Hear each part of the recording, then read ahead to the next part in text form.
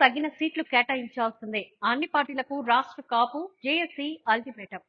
రాబోయే ఎన్నికల్లో కాపులకు అన్ని పార్టీలు తగిన ప్రాతినిధ్యం కల్పించాల్సి ఉందని, లేకుంటే తగిన మూల్యం చెల్లించుకుంటారని కావున జేఏసీ నేతలు అల్టిమేటం జారీ చేశారు. విశాఖలో ఓ హోటల్లో కాపు జేఏసీ ఆధ్వర్యంలో రౌండ్ టేబుల్ సమావేశాన్ని నిర్వహించారు. ఈ సందర్భంగా కాపు ఉద్యమ నేత తోట రాజు మాట్లాడారు. కాపులకు సంఖ్యాపరంగా తగినన్ని సీట్లు కేటాయించాలని డిమాండ్ చేశారు. న్యాయమైన డిమాండ్ల సాధనకు ఎన్నికలే తగిన సమయమని చెప్పారు. ఈ ఎన్నికల్లో కాపుల ఓట్లు అధిక సంఖ్యలో కావాలంటే జాతికి ఉన్న ఇబ్బందులను గుర్తించాలని సూచించారు. రాబోయే ఎన్నికల్లో సంఖ్యాబలం ప్రకారం 25 నుంచి 30% సీట్లు కాపు కులస్తులకు కేటాయించాలని డిమాండ్ చేశారు. రాయలసీమలో కూడా తగిన గుర్తింపు ఇవ్వాలని హితవు పలికారు. లేని పక్షంలో కాపుల ఆగ్రహానికి గురికాక తప్పదని హెచ్చరించారు. ఈ కార్యక్రమంలో కాపు పెద్దలు ఆకుల రామకృష్ణ, తోట నగేష్, ఎస్ దాసు, తోట నగేష్, మంచాల సుధాకర్ తదితరులు ఈ కార్యక్రమంలో పాల్గొన్నారు. నిరంతరం మా వ్యాపారాలని పాడు చేసుకుని మా సొంత అంశాలను పక్కన పెట్టి జైలుకి వెళ్లాల్సిన జైలుకి వెళ్ళి పోలీస్ స్టేషన్లో పడికాపులు కావాల్సిన పోలీస్ స్టేషన్లో పడికాపులు కాసి ఎంతో శ్రమించి మరి కొంతమంది వస్తే వాళ్ళ సొంత వాళ్ళు కూడా ఆ రోజు పోగొట్టుకున్నారు. అంత చిత్తశుద్ధితో మేము పోరాడాం. ఎందువల్ల అంత చిత్తశుద్ధితో పోరాడామంటే మా జాతిలో ఉన్న సమస్యలు రాబోయే కాలానికి ఎలాంటి భవిష్యత్తు మనం వాళ్ళకి ఇస్తున్నాం అనేది వెనక్కి తిరిగి చూస్తే బాధేసింది. అన్ని రకాల క్వాలిటీస్ ఉంచుకొని చదువుకోవటానికి కూడా ఇబ్బంది కలుగుతున్న ఆ కుటుంబాలను చూసి ఏ ఆర్థిక సమస్యలు మరి ఈరోజు ఏ రకమైన ప్రభుత్వం భరోసా లేదు కాబట్టి బీసీలో చేరిస్తే ఆ బీసీ తాలూకా అన్ని అనుభవం ఒక ఫెసిలిటీస్ మా భావితరాలకు వస్తాయి.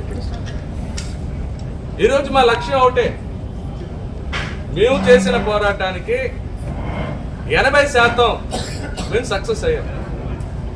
ఆనాటి ప్రభుత్వం దీన్ని అసెంబ్లీలో ఆమోదించి కేంద్రానికి పంపిస్తాం జరిగింది. కేంద్రం ఇప్పుడు స్టేట్కి ఇచ్చేసిందంట. ఏదో ఒకటి లిఖితపూర్వకంగా మాకు తెలియపరచాలి. ఇది కేంద్రం ఆ రోజు పంపించేసింది కాబట్టి కేంద్రం దగ్గర ఉందా, కేంద్రమే చేయాలా, లేకపోతే ఇది రాష్ట్ర ప్రభుత్వాలకి ఫలానా జీవో ఇచ్చాము కాబట్టి దాని ప్రకారం రాష్ట్ర ప్రభుత్వం చేస్తుందని ఏదన్నా లిఖితపూర్వకంగా ఇవ్వమని కోరుతున్నాం. మీ అందరికీ తెలియదేం కాదు. మన విశాఖ వేదికగా రాష్ట్ర కాపు, తెలగ, బలిజ, ఒంటరి, కూర్పు కాపు, మున్నూరు కాపు అందరి సహకారంతో వారి యొక్క సమస్యల మీద ఈ యొక్క మీటింగ్ పెట్టడం జరిగింది. సమస్యలు ప్రధానంగా మేము చాలా సంవత్సరాలుగా మా ప్రధాన డిమాండ్స్ మీద అనేక సార్లు ఉద్యమించడం జరిగింది. 94లో ఉద్యమం చేశాం. 94 ఉద్యమంలో కూడా పెద్దల పద్మనాభం గారి సారథ్యంలో కాపు, తెలగ, బలిజ, ఒంటరి కులాలను బీసీల్లో చేరుస్తూ ఒక జీవో తీసుకోవడం రావడం జరిగింది. GO number 30. ఆ జీవో ద్వారా బీసీల్లో చేర్చడానికి ఆనాడు పుట్టిస్వామి కమిషన్ కూడా ఏర్పాటు చేయడం, అదే రకంగా అప్పుడు ఉపకార వేతనాల కింద 2 కోట్ల రూపాయలు ఆ రోజున ఆ ముఖ్యమంత్రి గారి చేతుల మీదుగా కూడా కొన్ని ఫలితాలు సాధించడం జరిగింది. అదేవిధంగా ఈ కాపు, తెలగ, బలిజ, ఒంటరి కులాలకి బీసీలకు సంబంధించినటువంటి ఆర్థిక పరమైనటువంటి ఏవైతే అంశాలు ఉన్నాయో అవన్నీ కూడా వీళ్ళకు కూడా ఇచ్చేలా కూడా ఉత్తర్వులు తీసుకోవడం జరిగింది. తర్వాత జరిగిన పరిణామాల్లో దురదృష్టం వచ్చిన ప్రభుత్వాలు ఈ యొక్క ఏవైతే మేము సాధించుకున్నామో ఆ సాధించిన ఫలితాలు మళ్ళీ వచ్చిన ప్రభుత్వాలు తొంగలో దొరుకుతుంది. మళ్ళీ తర్వాత మొన్న 2014లో మళ్ళీ ఉద్యమించడం జరిగింది. మళ్ళీ ఉద్యమంలో ఆనాటి ముఖ్యమంత్రి చంద్రబాబు నాయుడు గారి ద్వారా పద్మనాభం గారి సారథ్యంలో కాపులు బీసీలో చేర్చుతూ అసెంబ్లీ సాక్షిగా కాపులకు 5% రిజర్వేషన్ ఇస్తూ కేంద్రానికి పంపించడం జరిగింది. అది కాకుండా ఏటా 1000 కోట్ల రూపాయలు బడ్జెట్లో కేటాయిస్తూ వీరికి రుణాల సదుపాయం కానీ కాపు భవనాలకు కానీ సంక్షేమ కార్యక్రమాలు వాటికి ఉపయోగం కాపు కార్పొరేషన్ ద్వారా అమలు పరిచేలాగా ఒక కాపు కార్పొరేషన్ ఏర్పాటు, దాని ద్వారా కాపు సంక్షేమానికి ప్రతి సంవత్సరం కూడా బడ్జెట్లో ఏటా 1000 కోట్ల రూపాయలు కేటాయించడం జరిగింది. అదే రకంగా విదేశీ విద్య కానీ అనేక కాపు భవనాలు కానీ ఈ కార్యక్రమాలు చేయడం కూడా జరిగింది. ఈ తరుణంలోనే కేంద్రంలో ఉన్నటువంటి ప్రధానమంత్రి మోడీ గారు ఈడబ్ల్యూసీ రిజర్వేషన్ ఒకటి కేటాయించడం జరిగింది.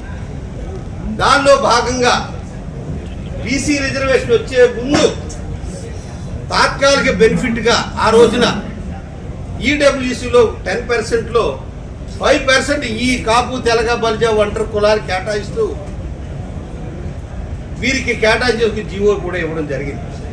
ఈ జీవోను కూడా అమలుపరచమని చెప్పి పోయినాయో లేదా మారుస్తారు, ఎలక్షన్ షెడ్యూల్ ప్రకటించారు, మారుస్తారు, ఎలక్షన్ షెడ్యూల్ లేపు మార్చొచ్చు, బీఫార్మేషన్ మార్చారు. ఎందుకంటే నామినేషన్ వేసే వరకు కూడా ఆయా పార్టీలకు మార్పు చేసుకునే అధికారం ఉంటుంది, మీకు తెలియదు కాదు.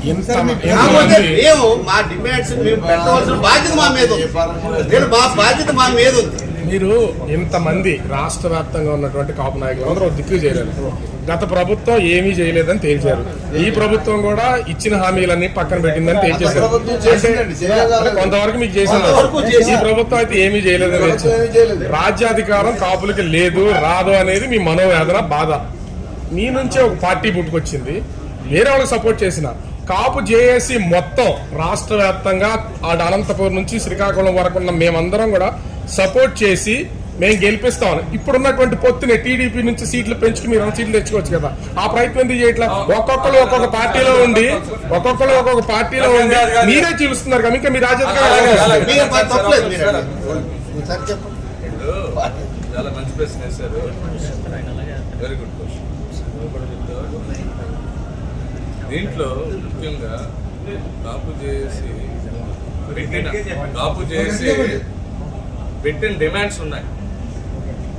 దాన్ని ముఖ్యంగా వాళ్ళు ఆమోదించాలి. నెంబర్ 1, ఏదన్నా మేము ఏ పార్టీకైనా సర్వీస్ చేయాలంటే మేము పెట్టిన డిమాండ్ అవి కష్టమని కావు.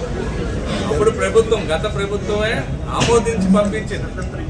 ఇప్పుడు అక్కడ ఎక్కడైతే మిగిలిందో దాని మీద దృష్టి చేసి మేము చేస్తామంటే అయిపోయింది. ఇక్కడ మొదటి కండిషన్. రెండోది, పని చేయాలి అంటే ఇచ్చిపుచ్చుకోవాలి. మర్యాద ఇచ్చిపుచ్చుకుని ఒక కోఆర్డినేషన్ బాడీ ఏమైనా వేసుకుంటే మేమేంటి ఏ ఒక్కరు కూడా వెనక్కి వెళ్ళడం, గౌరవించుకునే పద్ధతిలో మనం అన్ని చేసుకోవచ్చు. దానికి సమయం ఆసనం అవుతుంది, దాని మీద నిర్ణయాలు తీసుకుంటాం.